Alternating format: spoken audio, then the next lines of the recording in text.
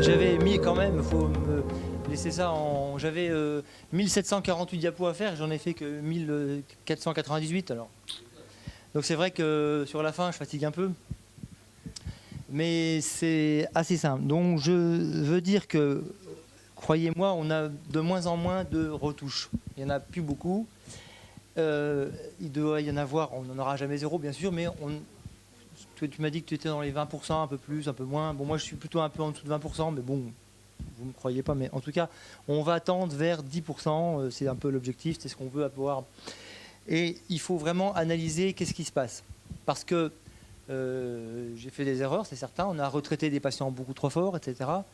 Il faut bien analyser votre cas. Parce que normalement, sauf cas particulier, parce que si vous voulez, tout à l'heure, on a parlé de la biomécanique, c'est fondamental. On a parlé de cornée hyper réactive, vous voyez, le F4, comme si on donne, le laser donne une impulsion, et ensuite la biomécanique se modifie. Il y a la kératométrie centrale qui est à 40, qui doit rester à 43, par exemple, pour une permétrope de plus 3. Elle monte, 44, 45, 46, ça s'arrête là, et puis ça redescend. C'est déjà arrivé, ça, 2-3 dioptries comme ça, de myopie. C'est de la myopie. Tout à l'heure, tu disais, Charlie, c'est vrai, c'est des vraies myopies. Les gens se plaignent, docteur, je guéris pas, je m'aggrave, je vois moins qu'il y a un mois, je vois moins. Et je leur montre que, bon, c'est pas une ectasie, mais il faut patienter. Ça fait un peu peur, ça fait flipper ça. On patiente et tout. Mais il y a des patients, j'ai quelques pourcents, mais j'ai dur à chiffrer, mais il y a très très peu. Sur 1000 patients, j'ai eu 2-3 patients, des non-répondants complètement. J'aurais fait 2-3 fois des cubes pas possibles, ça ne marche pas. La cornée est toute molle. Moi, je dis ça, une cornée molle qui ne réagit pas, quoi. Ça arrive. Donc, il ne faut pas insister, on arrête, c'est tout, ça ne marche pas. Et donc, je veux dire qu'il y a la mécanique inverse. Vous avez des cornées trop qui sont trop réactives biomécaniquement, puis des cornées qui sont neutres, qui ne réagissent pas, où la cornée reprend toujours sa forme de départ, elle ne veut pas se laisser shifter, si vous voulez, hein, à sphériser. D'accord ? Donc, mettons qu'on a stabilisé, c'est pour ça qu'il faut quand même patienter. On a dit que pour l'instant, on n'a pas de prédictivité de loin, donc on patiente. On est prudent chez un patient, on a déjà vu si c'est un traitement profond, hypermétrope dilatante et tout ça. Cornée, pachymétrie faible. Mais mettons que c'est stabilisé, vous avez entendu 6 mois et vous avez un problème de vision de loin. C'est quand même le plus fréquent, ça. On attend donc 6 mois, je vous ai expliqué, et on fait la cycloplégie. Et on traitera qu'un œil. Donc je vous le montre pas parce que je n'ai pas eu le temps de le faire, je le dis carrément. Mais je vous reparle de cette fameuse patiente qui est un cas très classique, qui vient et vous risquez de faire une erreur du mauvais œil. C'est très important. Elle vous dit, elle a été opérée il y a 2 ans avant, elle est contente, mais elle me dit, écoutez, maintenant l'œil droit c'est très bien, son œil directeur 10 dixièmes P2 sans lunettes, monoculaire je parle. L'autre œil, elle a -1, évidemment elle a 4 dixièmes ou 3 dixièmes, et puis de près ça va, mais de loin elle ne voit pas. Elle me dit, mon œil gauche ne va pas, mon œil gauche ne va pas. On la dilate. Et je vous dis, c'est vrai, on l'a peut-être, Véronique, tu es peut-être par là, on a peut-être, dans le e-trace, on a peut-être cette dame. Ça va venir, je l'ai ce nom. Mais si, +2 là. Mais, enfin, on va la trouver. Tu vas me la trouver. On fait de la cycloplégie, et donc on se retrouve, mais c'est sérieux, je vous dis, hein, on la trouve donc, j'avais dit... métrope, +2, vous imaginez, +2. Alors là, du coup, on hésite à faire le +2 de l'œil directeur, parce qu'on se dit, si accommode de 2, elle va peut-être avoir -2 après, vous voyez, mais on le fait comme le 2, et tout se passe très bien, et c'est équilibré. Hein. Donc il faut vraiment faire ça. Voilà, et j'ai fait le droit, mais c'est dur à lui expliquer. Hein. Non mais, il faut expliquer ça aux patients. Et je l'ai fait, ça marche. Bello, non, c'est pas ça? Bello? Oui. Bello, je crois. Claudel, Bello, regarde voir. Autre cas de figure, donc ça vous avez compris, pour analyser, et après je ne vais pas refaire tout l'AUS. Si vous avez une topographie qui est asymétrique, vous faites plutôt un T4, ou si c'est une topographie normale, vous faites un standard, pour le loin. Donc on ne fait pas toujours isovision, ça dépend des cas. Si vous avez maintenant une myopie, et vous testez ce qu'on a dit, la vision de près, c'est très important. Donc le patient, il vous dit qu'il voit, on va dire -1, c'est simple. Vous avez 2 dixièmes de loin, mais il voit très bien P1,5 de près, ou P2, monoculaire toujours. Hein. Et là, vous lui fichez son -1 ou son -0,75. Docteur, je vois très bien de loin, et de près, il voit toujours. Donc là, bingo, vous êtes sûr, vous n'avez pas besoin de mesurer votre topographe qui ne mesure pas bien, vous êtes sûr que votre aspéricité, j'allais dire clinique ou utile, si vous voulez, ça a fonctionné. L'aspéricité, elle a marché. Donc, il s'agit de juste corriger la myopie. On en avait évoqué le cas tout à l'heure ce matin. Et dans ce cas-là, bien sûr, si vous faites un -1 simple standard, vous risquez de gommer, enfin en tout cas vous risquez de beaucoup améliorer la vision de loin, mais vous allez gommer la sphéricité, donc le patient ne verra plus de près, si vous voulez. Vous allez beaucoup altérer sa vision de près. Moi, j'ai mon expérience, mais bon, tu n'es pas tout à fait d'accord, mais bon. Parce que dans le temps, j'avais fait des très petites zones optiques, mais ça, moi, je travaille que sur des grandes zones optiques, 6,5 tout le temps. Et deuxième cas de figure, dans l'autre sens, deuxième cas de figure, c'est le patient ne voit pas bien de près, c'est un peu l'inverse. Mais là, c'est souvent des hypermétropies latentes qui ressortent après l'opération. Donc le lendemain, ils sont tout contents, ils ont genre, je sais pas moi, plan Parino 2, pourquoi pas, hein, monoculaire. Mais seulement 3 mois après, il tape à plus 1,50. Donc de loin, c'est plus 10, c'est 8, quoi, ça dépend. Et le près, c'est catastrophique, c'est P8, P10. Donc là, c'est très simple.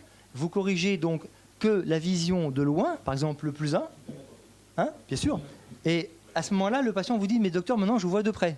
D'accord ? Donc il ne faut pas faire isovision, sinon vous risquez d'aller... Enfin, il ne faut pas faire de F4, vous risquez d'être trop fort, si vous voulez. Vous n'avez besoin de faire que le loin. Parce qu'en faisant le loin, vous allez corriger le plus 1 de loin, plus redonner un peu d'aspéricité, c'est largement suffisant. Vous êtes sûr, ça marche à tous les coups, ça. Vous voyez, donc c'est assez simple, finalement. Juste, bien vous dire chaque fois, de vous dire où est le problème, qu'est-ce qui ne va pas, bien analyser les choses. Et je pense qu'en faisant lire avec la vision, avec la correction de loin, voire la vision de près, vous avez déduit si votre aspéricité est bonne ou pas.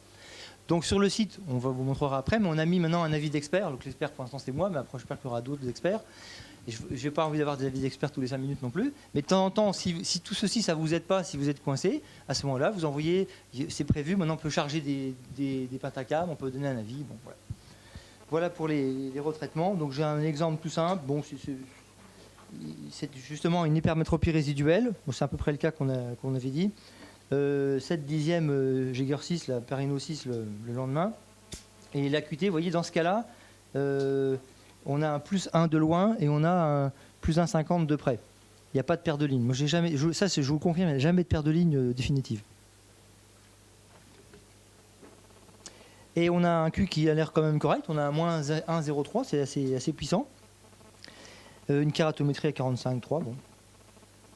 Alors qu'est-ce qui se passe là? Ouais.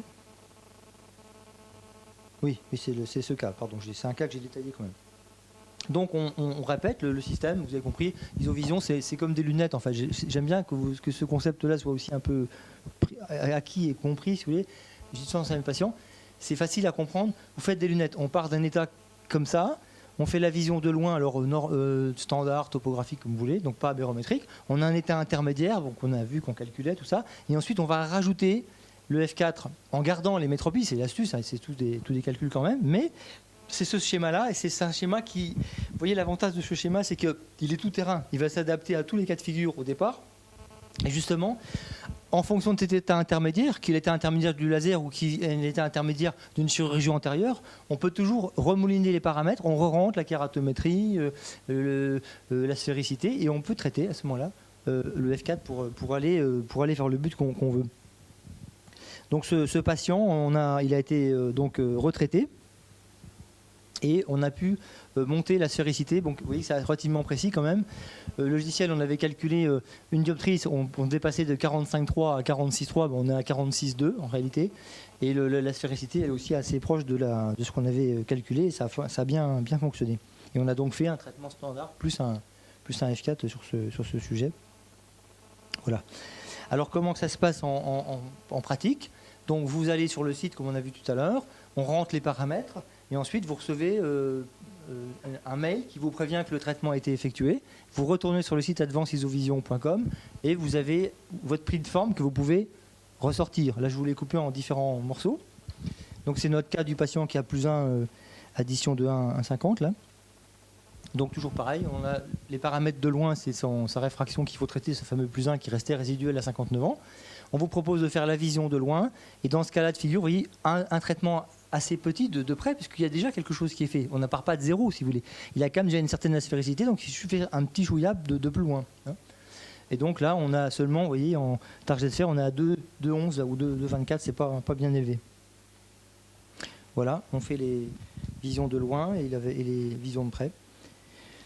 Donc c'est exactement comme finalement ce que je vais vous expliquer, c'est que vous allez avoir des fenêtres très proches entre relift ou traitement en premier, c'est pareil, si vous voulez, c'est juste un upgrade un peu plus, mais beaucoup plus doux. Le relift doit être très très doux par rapport au premier traitement et on veut une cornée parfaite surtout.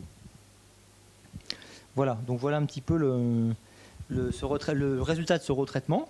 Donc tout a bien fonctionné, on avait bien donc tout s'est bien passé, mais ça a pris du temps. Ça a pris quand même 1 mois quand même pour que le patient puisse se stabiliser. Parce qu'au début, on n'avait pas, dans ce cas-là précisément, on n'avait quasiment pas d'effet. Il n'était même pas très content parce qu'on avait l'impression d'avoir créé une espèce de coma. Je m'excuse, la vidéo n'est pas parfaite, mais on a l'impression que c'était beaucoup plus centré avant qu'après. Vous voyez, on dirait que c'est un petit peu décalé vers le haut.